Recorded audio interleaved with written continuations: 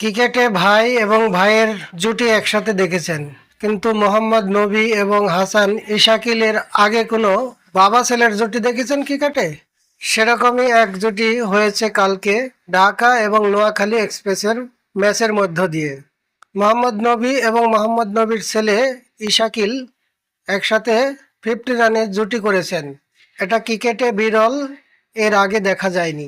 বাপ বেটা দুইজন যখন ব্যাট করছিল, ইশাকিল ভালো ব্যাট করছিল এবং মোহাম্মদ নবী তাকে দিক নির্দেশনা দিচ্ছিল, এবং সেই দিক নির্দেশনা পেয়ে ইশাকিল 92 রানের এক দুর্দান্ত ইনিংস খেলে।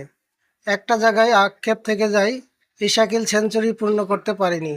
ইশাকিল এর আগে নেপাল প্রিমিয়ার লিগ খেলেছে এবং বিপিএলে এবারেই খেলতে এসেছে, এবং তার অভিষেক ম্যাচেই 92 রানের একটা দুর্দান্ত ইনিংস উপহার দিয়েছে। মোহাম্মদ নবীর আশা আছে বাপ এবং বেটা দুজনে মিলে আন্তর্জাতিক ক্রিকেট খেলবে আফগানিস্তানের হয়ে। সেই আশায় যদি পূর্ণ হয়, আন্তর্জাতিক ক্রিকেট থেকে অবসর নেবেন, এমনটাই এর আগে জানিয়েছিল। তাই ইশাকিল আন্তর্জাতিক ক্রিকেটে যেন বাবার সাথে খেলতে পারে, সেই আশায় কঠোর পরিশ্রম করে যাচ্ছে।